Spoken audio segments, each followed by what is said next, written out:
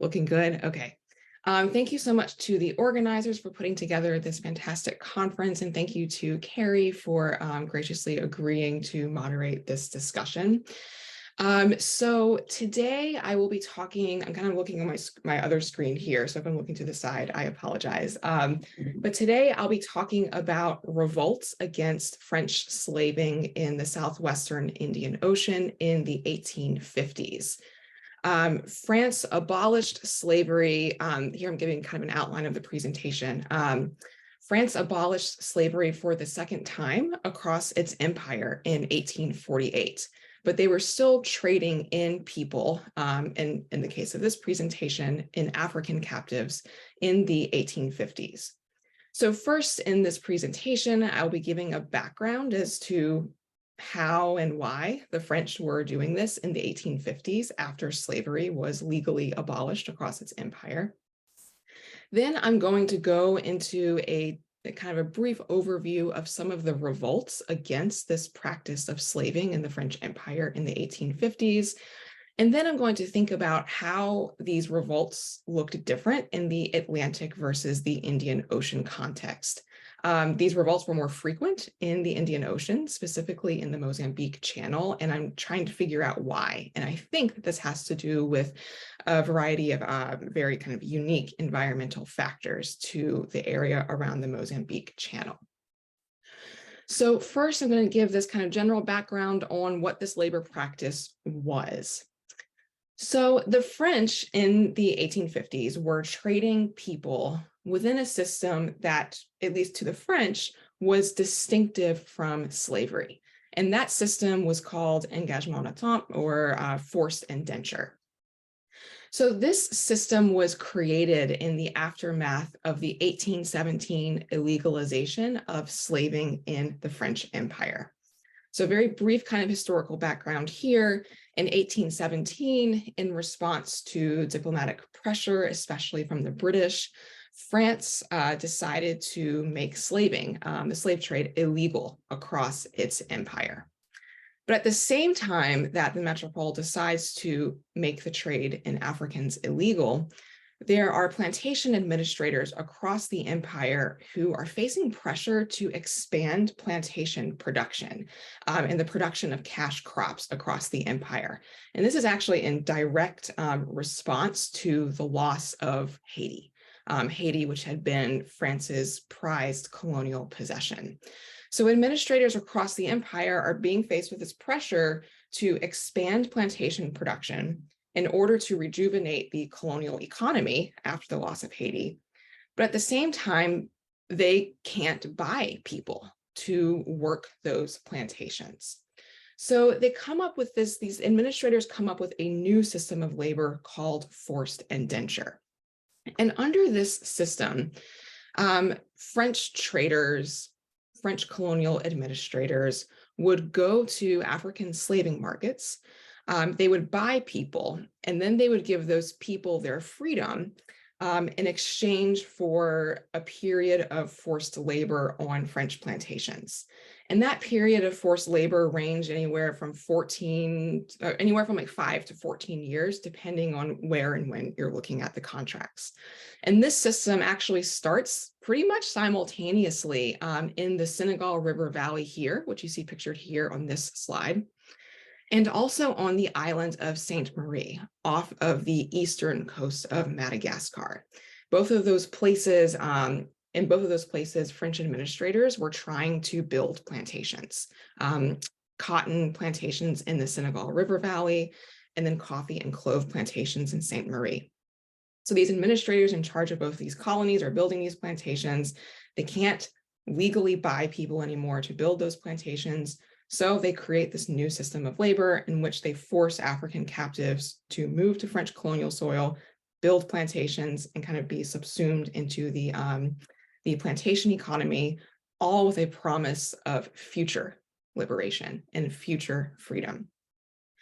This practice was briefly abolished in 1848 in the same exact decree that abolished slavery across the French Empire. So if you look at Article 2 of that decree, it actually abolishes forced indenture. But it's restarted in 1852 because formerly enslaved people across the empire fled the plantations en masse because they did not want to work in the plantation economy. So faced with labor shortages, the metropole decides to reinstate forced indenture. So French colonial officials and traders end up going to slaving markets in a wide variety of places on the African continent to buy people and force them to work on French plantations. To give you a sense of the numbers, Paul Lovejoy has speculated that around 70,000 people were subsumed into this labor practice from 1817 to 1861 when it was abolished. And in the 1850s, we're looking around 34,000 people being traded, especially to the island of Reunion in the Indian Ocean. So this is a pretty large amount of people being traded in this system. So today I will be focusing on that period, the 1850s in the southwestern Indian Ocean, and I'm talking about the trade in people, and not so much the social lives of these individuals once they actually land on the island of Reunion to work in sugar plantations. And just kind of a note to give you another sense of how big this system was. In the 1850s, the French are buying people in slaving markets in Senegambia, Liberia, Sierra Leone, West Central Africa, and then the Mozambique coast, and also the western coast of Madagascar and Zanzibar. So this is a pretty wide-ranging system. So that's a brief overview of the practice itself. So now I'm going to get into some of the revolts that were on board these French ships that were transporting people to French sugar colonies, and for this presentation, to the French sugar colonies on the island of Reunion. So in the course of my research, I found at least 7 different revolts on board the ships that were transporting these people from the African continents in the western coast of Madagascar to French sugar islands. So this is just a handful of some of the revolts that I found, and I'll be kind of mentioning these revolts in my presentation today. I'll try to remind you of which revolts I'm talking about where. So just to give you an example of what some of these revolts looked like, the first one mentioned on this slide, Les Meubles Creoles, this occurred in May of 1853, and this ship sailed from the island of Reunion to Grande Comore. The captain of the ship bought 33 people there, then went to Zanzibar to complete the cargo, to complete the human cargo of this ship. And once the captain loaded people on board in Zanzibar's principal harbor, the crew began preparations to depart. And the people on board the ship recognized that the ship was about to leave, and panic ensued. Some of these people ended up throwing themselves overboard in a desperate attempt to reach land before the ship departed. And ultimately, 6 people drowned in the middle of Zanzibar's principal harbor. The next ship, called the Happy, an interesting name for this ship, occurred in 1855. And this occurred in Bali Bay. And I have here a couple of maps to give you a sense of where this is. So this is kind of on the mid coast and the western coast of Madagascar. And it's centered here, and you see in the circle there in Bali Bay. So with the Happy, the captain of the Happy bought 285 people from Omani Arab slavers in this bay of Bali Bay. And these people had originally been purchased by these Omani Arab slavers in Mozambique, and then transported across the Mozambique Channel to Bali Bay, and then they were sold to the French. And just before the ship was due to depart, a few men rose in revolt to try to stop the ship from leaving this bay, and the French crew, in response, fired shots at the instigators of this revolt. And in response, 160 people threw themselves overboard in an attempt to escape the French ship before it left the western coast of Madagascar. A similar instance occurred with the Jules Edouard in 1858. And then finally, with the Regina Coeli, I would just mention that this revolt actually occurred in the Atlantic. So this occurred just on the shoreline of the Kingdom of Galinas, which was between the borders of contemporary Liberia and Sierra Leone. And in that instance, the people on board that ship rose up against the French, actually killed several of the crew members and took control of the ship and tried to steer it to the Kingdom of Galinas to try to free themselves from this shipboard revolt, or from the ship itself. Ultimately, the ship was captured by the British and then brought into Monrovia, and the people just got off the ship and kind of dispersed among the crowds of Monrovia. And escaped the French. But that ship was actually, the captain of that ship was trying to buy people from this region of Galinas to take to Reunion, to work in the sugar fields of Reunion. So we have a ship in the Atlantic, but ultimately it was destined for the Indian Ocean. So overall, these are really, I think, fascinating revolts that tell us a lot about how these workers understood this labor practice, right? They were trying to escape French captivity. The French are saying that they are actually kind of redeeming these people, that they are actually rescuing these people from slavery. I don't think I mentioned that on the first slide, but this idea of rachat, or redemption, being really key to the French and how they're kind of envisioning this practice as being one that rescued Africans from slaving networks and from slave markets, right? But here we have these people on board these ships really kind of contesting that definition of this labor practice and saying, no, we understand ourselves to be traded as captives here. And they're trying to escape the French. So overall, these revolts are really fascinating, but one of the interesting questions to me is that these revolts were much more frequent in the Indian Ocean. The Regina Coeli is the only one that I have found that took place in the Atlantic Ocean in the 1850s. So that's kind of my big question here that I'm trying to answer, and I would appreciate hearing y'all's feedback on my hypothesis here, I guess. But why were these revolts so much more frequent in the Indian Ocean, specifically in the Mozambique Channel, as opposed to the Atlantic? And I'm going to kind of make some suggestions here and kind of give you a sense of what I'm thinking. So overall, I think no matter if these revolts are occurring in the Atlantic and the Indian Ocean, there are some kind of commonalities here that we have to grapple with. In this conference, we've been talking about, not just taking the Atlantic and frameworks from the Atlantic and just imposing them on the Indian Ocean. And I absolutely agree with that. But there are some similarities, right? This is a kind of cohesive labor practice. So some similarities that these people would have been fighting against when they decided to rise and revolt is, one of these similarities is their understanding of themselves being captured and being held in captivity to the French.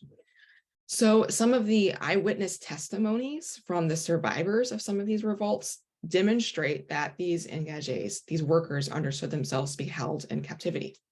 So a survivor of the Aimable Creole named Wamba Boomba, he testified that he was the subject of the Sultan of Grand Comore and that he had gone to Zanzibar to seek work.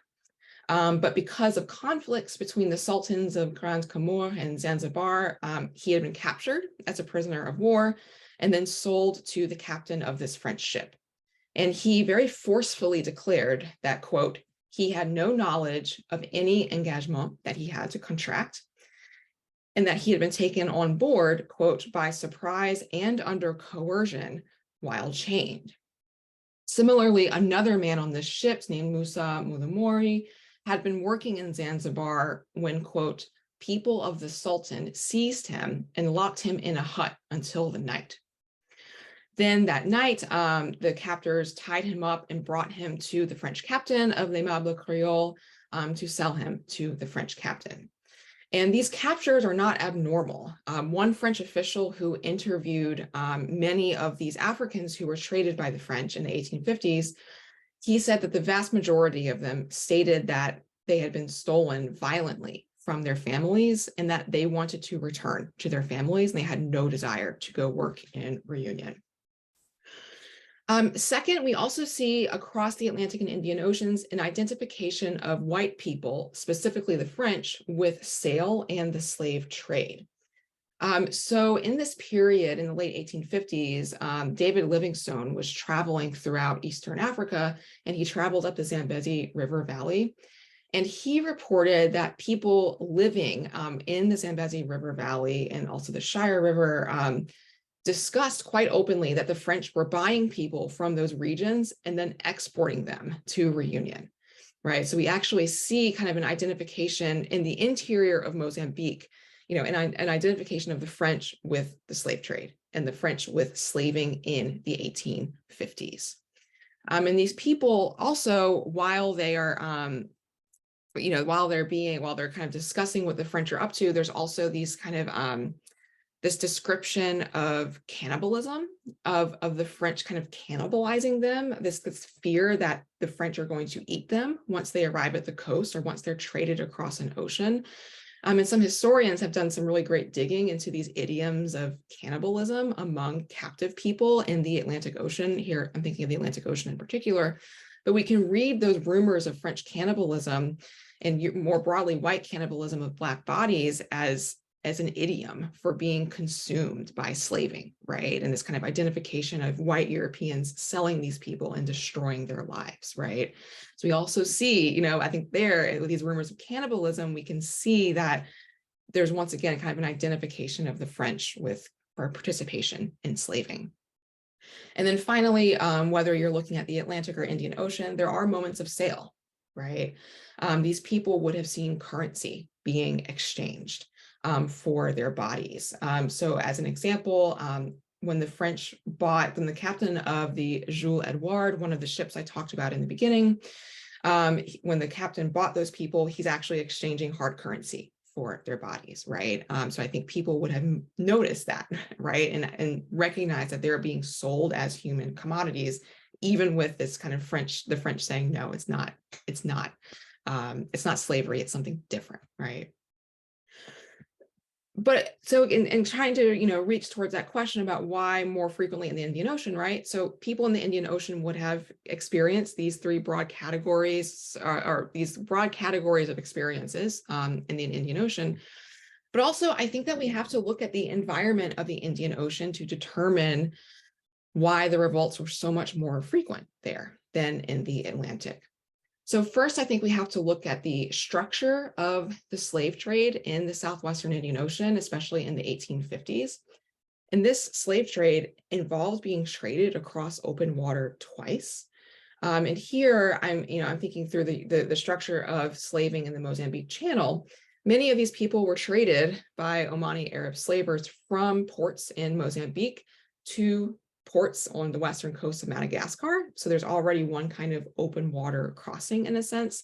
And then they are sold again on the western coast of Madagascar, and in some instances in Zanzibar, to the French, and then put on another ship to be brought elsewhere, right? All of these revolts occurred just before the moment of departure as the French crew is readying the ships.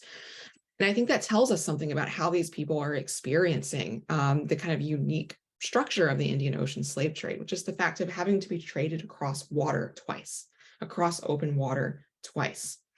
In 1856, actually, the governor of Reunion pinpointed this when he was trying to figure out why these revolts were occurring so frequently. And he suspected that it's because these people were traded across open water twice. So that kind of particular environmental condition, I think, is important when thinking this through.